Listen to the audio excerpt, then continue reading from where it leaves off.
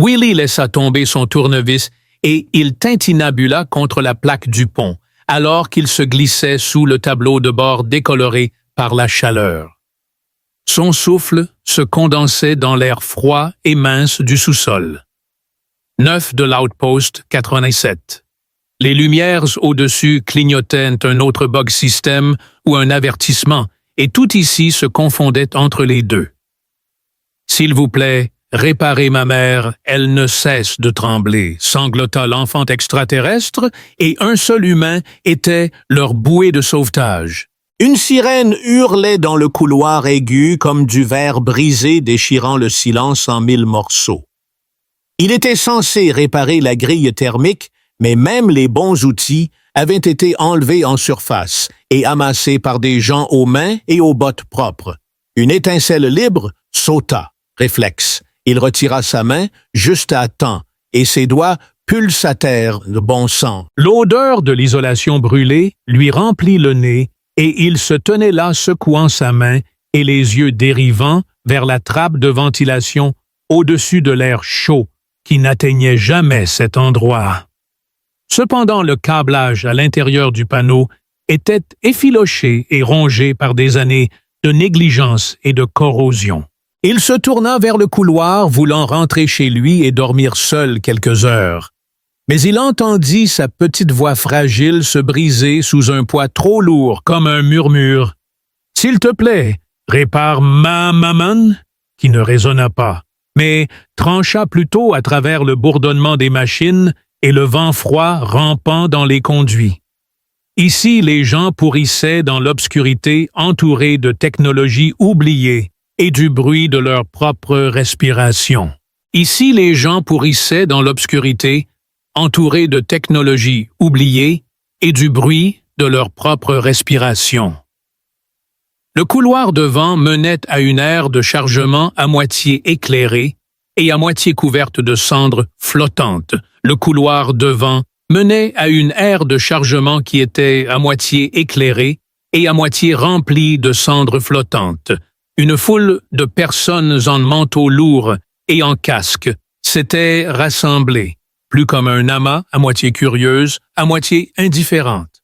Personne ne s'approcha ni n'offrit son aide, alors il s'avança. Un enfant se tenait pieds nus, les nus sur le sol gelé, tenant une femme qui s'était effondrée à ses genoux. Le corps de la femme tremblait de secousses rythmiques et involontaires, ses longs cheveux verts en désordre sur son visage, ses épaules et sa peau étaient d'un violet profond. « S'il te plaît, bras minuscules de l'enfant, » murmura à nouveau la fille, « s'il te plaît, répare-la. » Willie agenouilla lentement ses bottes, sifflant, en touchant le givre, et la fille tressaillit, se reculant par instinct, comme si elle anticipait un coup. Ses mains étaient géants gercées par le froid, et elle ne devait pas avoir plus de 6 ans. Sa mère n'était pas pleinement consciente, et ses yeux étaient ouverts, mais vides, le fixant à travers lui. Son corps tremblait si violemment qu'il pouvait entendre les articulations craquer, mais sous son oreille, de fines veines lumineuses pulsaient doucement, et il y avait d'autres lignes qui scintillaient d'une lueur bioluminescente qui n'était pas naturelle. Il pulsait trop régulièrement et de manière programmatique, et son pouce tic-taquait comme un code. La voix de Willie se fit plus douce. « Eh, je ne vais pas te faire de mal !» La fille ne répondit pas, mais serra plutôt son emprise. « Je ne suis pas malade, » dit-elle doucement. Maintenant qu'elle était dans le laboratoire, ils l'ont faite comme ça. Il ne demanda pas de quel genre ça chante mieux, mais il regarda à nouveau. La respiration de la femme faisait de la buée dans l'air, par bouffées rapides et superficielles. Sa peau sous la teinte violette était tendue, mal nourrie, et ses mains tressautaient dans un motif qui n'était pas tout à fait aléatoire. La femme le regarda et dit « J'ai de la chaleur, vous devez quitter ce sol tous les deux. »« Allez !» murmura-t-il, enlevant son manteau et l'enroulant autour de ses épaules en le serrant contre elle. Elle ne réagit pas au contact, mais elle ne tressaillit pas non plus. Il demanda à Nia, « Je suis Willie ». Nia ne hocha pas la tête, ne sourit pas. Elle murmura simplement, « S'il te plaît, aide-la ». Willie la regarda et quelque chose dans sa poitrine se fissura. « Je pensais la même chose de moi-même », dit-il. Il se pencha et souleva délicatement la femme qui était plus légère qu'elle ne l'aurait dû. En disant « trop légère », elle ne résista pas, ne bougea pas du tout, sauf pour frissonner. Il les conduisit à travers des couloirs arrière, descendit des échelles de maintenance et traversa des tunnels avec des stries de rouille jusqu'à ce qu'ils arrivent à ces quartiers, une cellule de cargaison convertie tapissée de panneaux thermiques récupérés, et il allongea la femme S.A. dont le nom était S.A. sur son lit de camp. Les tremblements avaient cessé. Alors il l'enveloppa dans des couvertures thermiques mis d'une bobine chauffante à ses pieds et alluma la lampe chauffante au-dessus. La pièce était remplie d'une faible énergie et Nia resta immobile, fixant sa mère Willie, lui donna une barre de ration et une tasse fumante de bouillon de protéines de son stock d'urgence qu'elle accepta sans dire un mot. Elle s'assit en tailleur près du lit, berçant la main de sa mère entre les siennes. Semaine. Elle murmura les yeux écarquillés. Elle a cessé de parler après les lumières bleues. Willie jeta un coup d'œil à l'épaule de la femme sous sa clavicule, à peine visible. Un petit implant métallique cligna une fois, puis s'éteignit. « Qu'est-ce qu'ils lui ont fait? Je ne sais pas, » dit-il, et Nia murmura, « Elle tremble juste maintenant, et elle a froid même quand il fait chaud. Parfois, elle m'oublie. » Willie appuya sa tête contre le mur métallique et ferma les yeux. Il n'était pas censé s'impliquer pas après le crash, le tribunal, le silence. Mais quand Nia chuchota, c'était à peine audible et sa voix était rauque de froid et de pleurs. Il ne savait pas quoi dire, alors il s'assit près du radiateur, les jambes étendues, laissant la chaleur pénétrer dans ses os. Il regarda Nia donner à manger à sa mère de petites cuillerées de bouillon, et elle ne réagit pas, mais sa gorge fit un mouvement de déglutition, une petite victoire qu'on ne voit pas, à moins de regarder de près. La cellule de chaleur bourdonnait comme un battement de cœur en arrière-plan basse et régulière, une chaleur qui atteignait lentement les eaux gelées de la pièce. Willie était assis en tailleur sur le sol à côté du lit de camp, observant la montée et la descente de la poitrine de Sheila sous les couvertures.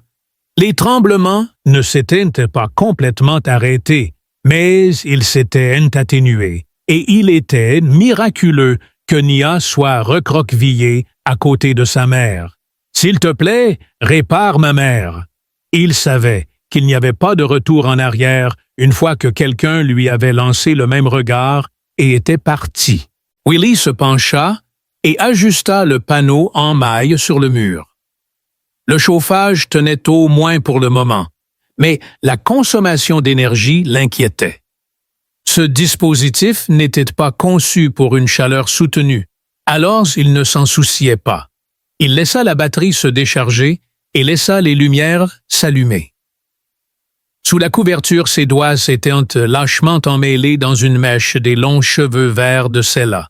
Elle n'avait pas beaucoup parlé depuis qu'ils avaient été mangés, alors elle restait là silencieuse, veillant sans rien dire. Flicker, cela importait plus. La voix de Nia brisa le silence. Ils nous ont dit que c'était pour guérir. Il la regarda et elle ne leva pas les yeux de sa mère. Elle dit que le laboratoire l'appelait un programme de thérapie et que cela l'aiderait. Elle avait de la chance et sa voix était plate, mais ses lèvres étaient serrées. Willie ne l'interrompit pas. Elle continua en tremblant. Ils ont dit que c'était des dommages émotionnels causés par les camps de soldats. Alors ils lui ont donné des injections et des fils, la faisant rester dans un réservoir de lumière, des lumières bleues, son corps à se sentir en sécurité. À nouveau, elle le déglutit, clignant des yeux rapidement, mais les lumières n'aidaient pas. Au contraire, elle la rendait plus froide et sa peau brûlait. Elle cessa de parler et il voulut la réconforter, mais quelque chose lui disait que ce n'était pas le moment pour des platitudes. Elle commença à fredonner, mais elle arrêta aussi, et les tremblements s'aggravèrent, jusqu'à ce qu'elle lève les yeux vers lui, ses yeux grands et sombres au bord, comme s'ils étaient brisés. Quelque chose en elle fit se contracter la mâchoire de Willie, alors il se força à respirer dehors. Nia ajouta qu'il ne voulait pas la réparer, donc il ne s'arrêtait pas. Ses mains se serrèrent autour du bord de la couverture parce qu'il avait vu des expériences comme ça, où des civils étaient branchés à des boucles sensorielles pour étudier les réactions au stress, et des prisonniers de guerre étaient drogués pour supprimer l'empathie. Il n'avait pas été dans les labos lui-même, mais il avait piloté les vaisseaux de ravitaillement. Alors, il avait détourné les yeux. Maintenant, il ne pouvait plus. Il regarda celle-là à nouveau. Son visage était émacié, mais elle ne sait pas où elle est la plupart du temps, mais Nia a dit que c'est plus doux maintenant. Parfois, elle se souvient de mon nom et d'autres fois, elle fixe juste. Mais quand il fait chaud, quand il fait vraiment chaud, elle devient silencieuse à l'intérieur. Willie hocha la tête, fixant la cicatrice métallique juste au-dessus de la clavicule de Sailor, qui scintillait faiblement comme un ancien port neural de qualité militaire. Le scintillement bleu sous sa peau avait légèrement diminué dans la faible lueur ambrée de la cellule de chaleur. « Ces lumières dans le laboratoire ?» demanda le technicien du marché noir. « Se sont-elles jamais arrêtées ?» Nia secoua la tête. Ils ont dit qu'elle devait s'adapter, que si elle tremblait, cela signifiait que le programme n'était pas terminé. Willie se leva et commença à faire les 100 pas. Le froid du sol en métal commençait à remonter le long de ses jambes, à nouveau.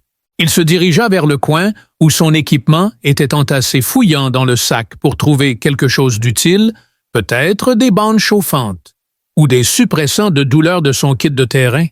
« J'ai essayé de la sortir avant », dit Nia, à peine audible maintenant. « Mais j'étais trop petit pour… » Willie traversa la pièce et s'agenouilla à côté d'elle, baissant la voix.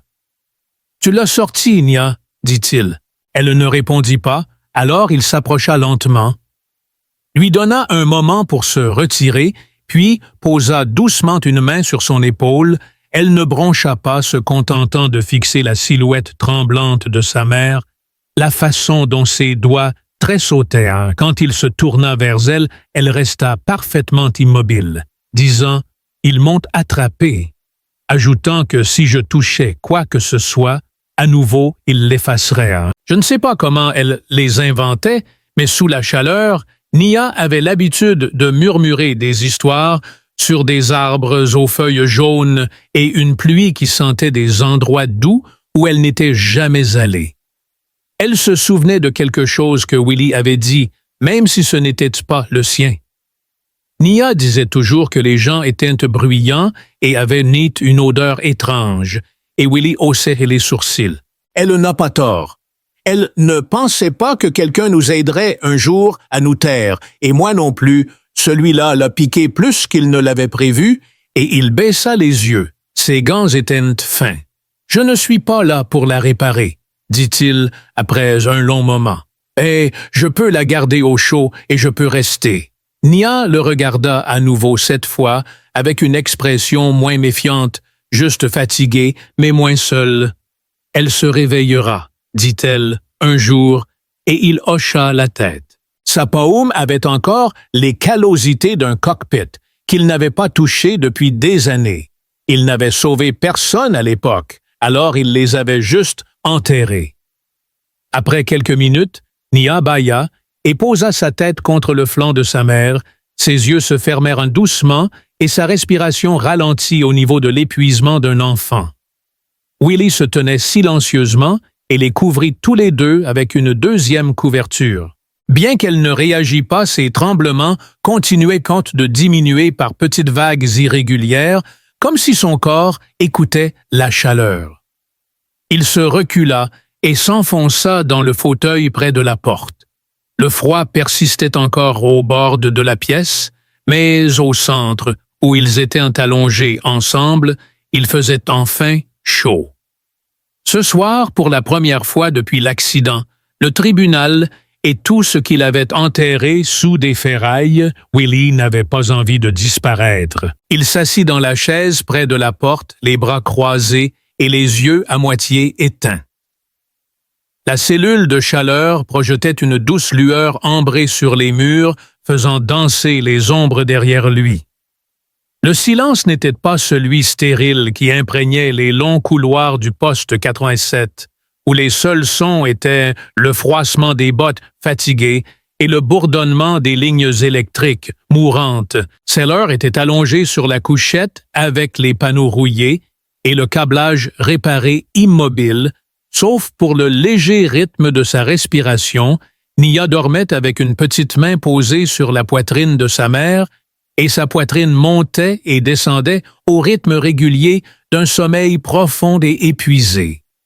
Willie n'avait pas bougé depuis des heures, et son genou et son dos le faisaient souffrir, mais il ne s'était pas levé parce qu'il ne voulait pas troubler le sort. Un faible carillon bourdonna du panneau mural, détectant quelqu'un qui passait. L'unité d'eau recyclée siffla alors qu'il remplissait une tasse en métal et la buvait lentement. L'amertume tiède grattant l'arrière de sa gorge, mais il la buvait quand même. À mi-chemin, il se retourna et se figea les yeux du marin, ni écarquillés, ni paniqués, juste ouverts, le suivant du regard. Elle ne parla pas, mais son regard le suivait. Pas le regard vide d'une machine, pas le scintillement flou d'un esprit pris dans une « tu es en sécurité », dit-il, accroupi à 1 mètre du lit de camp. Tu es au chaud, c'est tout ce dont tu as besoin en ce moment. Toujours rien. Mais sa respiration ne s'est pas accélérée. Ses muscles ne se sont pas contractés. Ses doigts, bien que faiblement tremblants, ne se sont pas repliés de manière défensive, c'était suffisant. Elle le vit Willie poser lentement la tasse et dire « Hé » doucement, mais elle ne répondit pas. Ses yeux ne se détournèrent pas. Nia se remua derrière elle, cligna des yeux une fois de plus, puis se redressa lentement et se frotta les yeux. Ses yeux se dirigèrent vers sa mère, puis vers Willie, et de nouveau vers sa mère. « Elle est si réveillée », dit Nia, sa voix encore ensommeillée, tout son corps tendu, comme si elle avait peur qu'il disparaisse si elle bougeait trop vite. Willie hocha la tête. « Ouais, on dirait qu'elle l'est. » Nia se pencha et murmura quelque chose dans leur langue maternelle, des syllabes douces qui roulaient comme de l'eau. Ses lèvres ne bougèrent pas, mais quelque chose dans son visage changea, une reconnaissance fragile mais présente. Nia le regarda sans parler encore, mais elle remarque qu'il a reconnu les yeux de la fille grâce au numéro de laboratoire. À partir de ce moment-là, le silence revint non pas vide, mais plein de choses non dites. Puis Scylla bougea à peine un mouvement de la main sous la couverture et sa respiration s'approfondit d'une demi-seconde. Son corps réagissait à la chaleur, la cellule fonctionnait, mais plus que cela, elle commençait à lui faire confiance. Willie se releva et commence à vérifier les niveaux de batterie. Le réseau consommait plus d'énergie qu'il ne l'avait espéré, donc il devrait bientôt se précipiter vers un parcours de secours. Sera-t-elle en sécurité si les gangs n'ont pas nettoyé l'ancienne zone industrielle au quai 3? Nia demanda doucement, et il mit un moment à répondre « Elle ira mieux », dit-il enfin, mais ce ne sera pas rapide et ce ne sera pas facile. Nia hocha la tête, son visage impassible, puis elle dit presque distraitement « C'est qu'ils ont dit au laboratoire aussi. » Willie marqua une pause, mais ils ne s'échauffèrent jamais. Il se retourna pour la regarder et elle demanda « Puis-je l'aider davantage avec tes machines ?» Il hésita, mais elle inclina la tête en tenant sa main, ce qui était le plus. Nia le regarda longtemps, puis d'un ton beaucoup trop sérieux pour son âge, dit « Tu trembles aussi. Tu sais, quand tu dors, ton pied se contracte. » Willie cligna des yeux. « Tu me regardais dormir, tu faisais des bruits bizarres. Ça s'appelle ronfler. » Elle sourit faiblement, et je pensais qu'elle allait mourir. Il en rit doucement et s'est frotté la nuque. « Eh bien, tu n'es pas la seule à avoir eu quelques mauvaises années. » Le sourire de Nia s'estompa un peu. « As-tu perdu quelqu'un? » Il baissa les yeux et ses mains tremblaient un peu.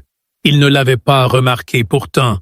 Il y eut de nouveau un silence, puis Nia dit d'une petite voix « Si tu ne veux pas te souvenir d'eux, tu peux en créer de nouveaux. » Je la regardais et je fis semblant qu'il y avait un autre monde, où elle continuait pas loin, où les lys étaient doux et les lumières ne brûlaient pas.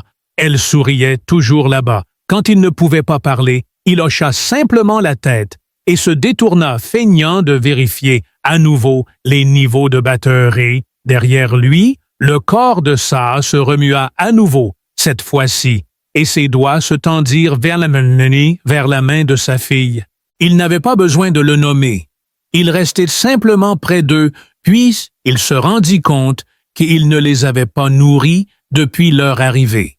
Il traversa la pièce, prit un pack thermique dans son coffre à matériel et le tapota 2 fois.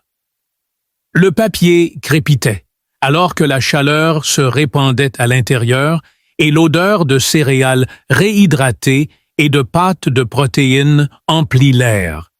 Il l'a déchiré et a versé la moitié dans un bol, puis l'autre moitié dans un second sans un mot. Nia cligna des yeux à cela. Il a dit « Vous êtes restés dehors trop longtemps, sans nourriture. On ne peut pas se réchauffer avec un estomac vide, ce qui nous a tous les deux surpris. » Nia prit le bol et le posa soigneusement sur ses genoux. Il s'est agenouillé à côté du berceau et a soulevé une cuillerée vers les lèvres de Scylla. Elle n'ouvrit pas la bouche, mais elle ne se détourna pas non plus. Il attendit patiemment quelques secondes avant qu'elle ne prenne la bouchée. Nia murmura qu'elle n'avait pas mangé depuis la tour, ce qui remontait à longtemps. Willie hocha la tête, donc il était temps pour elle de reprendre, et il s'assit à côté d'eux, mettant lentement des bouchées chaudes dans une bouche. Il faisait encore sombre dehors, les murs du module, bien que dehors soit un terme relatif à l'avant-poste 87. La colonie minière n'avait pas de véritable ciel, seules des couches d'acier et des plaques de dôme renforcées séparaient les niveaux inférieurs du vide glacé au-dessus. Le temps passait selon des rythmes artificiels de vieux cycles d'entretien d'horloge, et quand Nia se pencha à nouveau vers sa mère, murmurant doucement et de manière ridicule que la nourriture avait le goût de chaussettes. Recyclée, la bouche de Scylla se contracta un éclat comme le fantôme d'un sourire.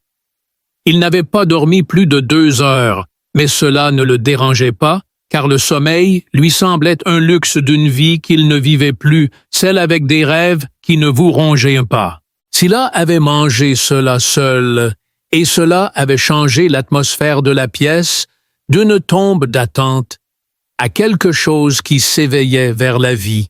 Les lumières au plafond sur leur propre calendrier, défaillant à l'intérieur de la cellule de chaleur. La chaleur pressait près, comme un souffle. Willie était assis à la petite table de fortune, assemblant un régulateur thermique, cassé à partir de pièces de rechange.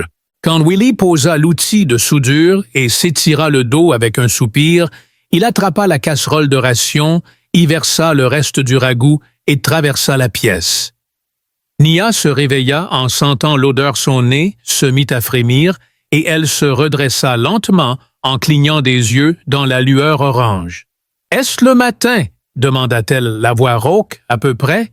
Quelques mèches de cheveux verts s'accrochaient à la joue de Sa légèrement vers Nia, dont les doigts restaient enroulés dans la manche de sa mère, même pendant son sommeil. « Oui, » dit Willie, s'agenouillant à côté d'elle. Il lui tendit le bol. « Tu as faim. » Nia hocha la tête, puis se tourna vers sa mère. Elle a aimé hier, donc elle pourrait aimer à nouveau.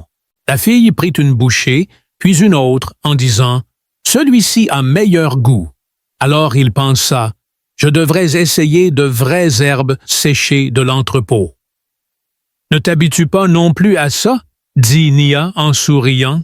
« Tu n'es pas aussi grincheuse aujourd'hui. » Willie se pencha en arrière sur ses talons et se frotta les yeux. À mi-chemin de l'entraînement à la stratégie de la fin, elle s'arrêta et leva les yeux vers lui. « Tu pilotes? » demanda-t-elle. Willie cligna des yeux. « Pourquoi as-tu une veste de pilote? » Il hésita. « J'en faisais avant. » dit-elle, ses yeux scrutant non pas avec une curiosité enfantine, mais avec intention, comme si elle voulait savoir s'il était quelqu'un qui abandonnait. Il y eut un fracas, et il dit « J'ai survécu. » Les autres ne l'ont pas fait. As-tu été puni? Il ne répondit pas tout de suite, se tenant dans le coin et attrapant sa gourde. Il prit une gorgée, puis se retourna. « J'ai été privé de sortie, » dit-il. Nia inclina la tête et demanda « C'était de ta faute? » Willie ne répondit pas. Alors elle ne poussa pas et continua à manger. Puis un son faible, à peine plus qu'un souffle, fit que Willie se figea. Sa tête se tourna vers lui, pas complètement, mais assez pour que ses yeux s'ouvrent à nouveau. Et cette fois, ils n'étaient mis pas vides. Il savait que Willie venait lentement. Il s'agenouilla à côté du lit de camp et tendit sa main paume vers le haut, sans toucher, juste offrant son regard, et puis, presque imperceptiblement, les doigts se sont dirigés vers les siens, pas tout à fait assez pour qu'on puisse dire qu'elle cherchait à les atteindre. Mais elle ne s'est pas éloignée. Nia m'a parlé du laboratoire et il a dit « Je n'ai pas besoin de parler de bouger ou même de me souvenir. Je ne te demande rien. » Il a marqué une pause, puis a ajouté « Mais je ne vais nulle part. » Ses yeux se sont tournés vers son visage et je pense qu'elle a pensé « Il n'y avait pas de peur en eux, pas de reconnaissance non plus. » Elle avait d'autres noms, dit doucement Nia et Willie se tourna. Elle s'appelait des choses dans le laboratoire avant d'oublier, et elle les murmurait quand elle pensait que personne n'entendait. « Comme quoi? » demanda-t-il, et Nia ferma les yeux, essayant de se souvenir. « Chanson des flèches et grâce de Valen étaient, je crois, des titres ou de vieux noms d'avant que Willie ne regarde à nouveau ça. Bien que l'implant pulsait encore, c'était plus lent maintenant, et elle était plus calme. Nia hocha la tête et dit « Je suis fier, pas peur des gens. Je marchais comme si je possédais le silence de l'air. » Puis, le logiciel vocal de Scylla rompit le silence et Willie et Nia se figèrent. Willie se pencha en avant et les lèvres de Scylla tremblèrent alors qu'elle clignait lentement des yeux. Nia se rapprocha et la main de la maman marin se recroquevilla juste un peu effleurant le bord de la couverture, puis encore une fois, sa voix était à peine audible, et Willie ressentit un choc non pas de peur, mais plutôt d'émerveillement, en se rappelant que son esprit n'était pas parti. Juste été enterré, tu n'as plus besoin de brûler. La tête de la marin s'inclina sous le toucher. Willie s'écarta pour leur laisser de la place. La pièce était encore chaude. Le bourdonnement du chauffage était constant. Et l'ancienne colonie minière, au-delà de ses murs, était toujours un cimetière de personnes oubliées. Mais ici, dans cette petite poche de lumière qui avait été volée, quelque chose d'impossible, se produisait pas de guérison. Quelque chose de plus profond. La marine ne dit rien d'autre ce jour-là, mais elle n'en avait pas besoin, et sa main resta sur le poignet de Nia pendant des heures. Le silence avait changé. Il n'était plus pressé comme un poids dans la pièce. Il se mouvait avec le souffle, la pensée et la chaleur. Il s'était adouci. La main du marin reposait toujours sur le poignet de Nia. Elle n'avait pas parlé depuis le fragment de la veille, mais son regard suivait les mouvements maintenant plus lents, plus stables, comme si quelque chose de longtemps enfoui refaisait surface à contre-cœur, mais inévitablement Willie était assis à la table. Il réalisa qu'il n'avait plus la force de réparer les outils et qu'il construisait autre chose. Nia leva les yeux et dit « Elle ne tremble pas autant aujourd'hui. » Et il hocha la tête. « J'ai remarqué qu'elle dort plus profondément quand tu es là. » Willie se frotta la mâchoire, disant « Elle a traversé pire que ce que je peux imaginer, mais son corps apprend qu'il n'est plus en danger. Ça prend du temps. Elle ne sursaute plus quand tu bouges. Maintenant. » Nia ajouta que ça signifiait beaucoup avant, mais il hésita, habitué à voir Nia hausser les épaules à cette pensée. Sa voix était calme, mais le poids qui l'accompagnait était plus lourd que tout ce qu'un enfant devrait porter. Willie se leva et se dirigea vers la boîte de fourniture où il sortit un pain de protéines, conservé pas grand-chose mais mieux que rien, d'une caisse de rations à moitié cassée. Il ajouta de l'eau, alluma la bobine chauffante et attendit que l'odeur s'estompe qui était chaude mais familière.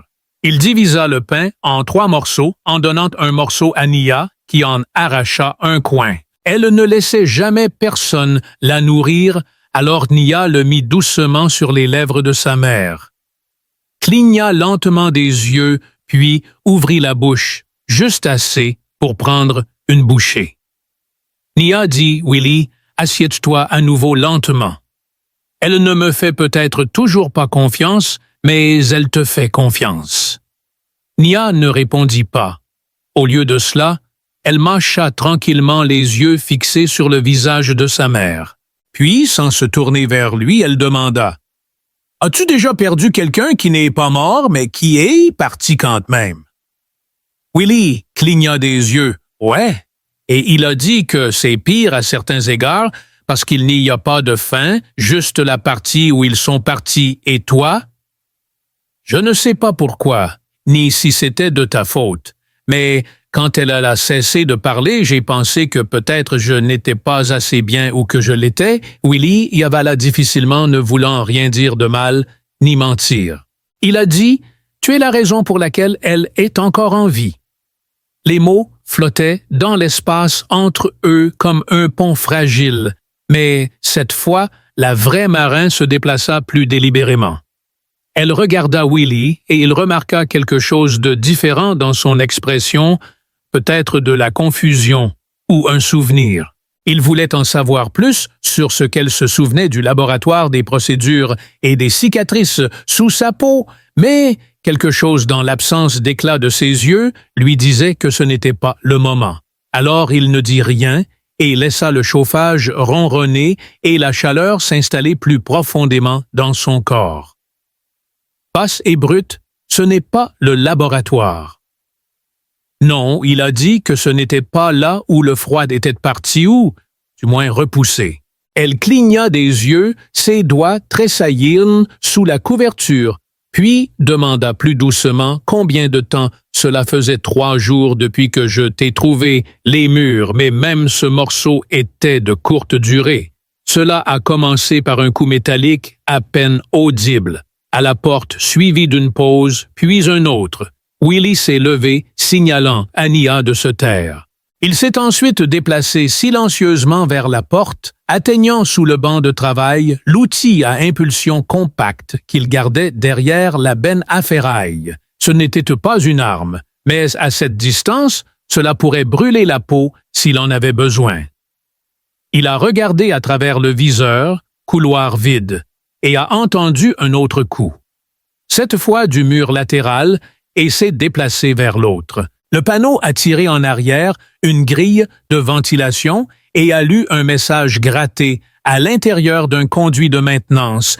Il la cherchait et son pouls céda à la voix chuchotante de Nia derrière lui. Il recula dans la pièce, la mâchoire serrée, et demanda « Qu'est-ce qui se passe ?» tirant la couverture sur sa mère de manière protectrice. Elle demanda « Je ne sais pas encore. » Il s'agenouilla à côté de Scylla. Ses yeux étaient encore ouverts, mais lointains, et ses lèvres bougeaient silencieusement, comme si une vieille boucle était revenue à son esprit. Willie se leva, pas de sécurité ni de récupérateurs locaux, mais des unités de récupération de niveau gouvernemental, destinées à la récupération d'actifs entraînés pour le containment biologique, ce qui signifiait que quelqu'un l'avait signalé ou avait suivi son signal et qu'il était toujours actif. Il se dirigea immédiatement vers son établi, sortit un couteau de la fente latérale et prit le vieux brouilleur de signal qu'il n'avait jamais pensé utiliser. « Scylla, dit-il, peux-tu m'entendre? » Il y eut une pause, puis ils arrivèrent. Il se raidit, et ses yeux se tournèrent vers lui, et ses yeux se tournèrent vers lui. S'il avait de la chance, il l'utiliserait à nouveau.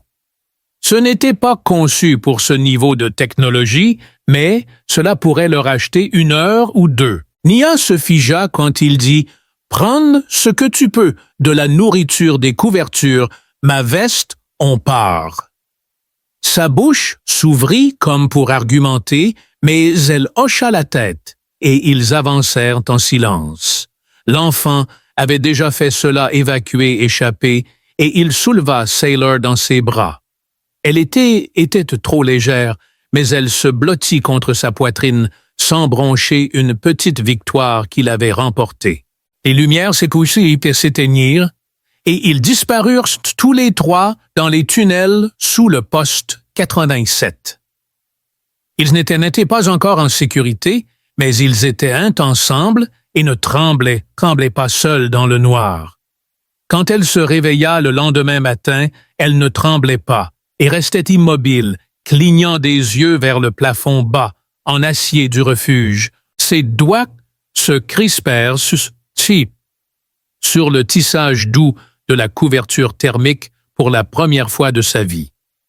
Elle ne savait pas combien de temps son corps était resté tranquille, mais ce n'était ni gelé ni paralysé. C'était mérité.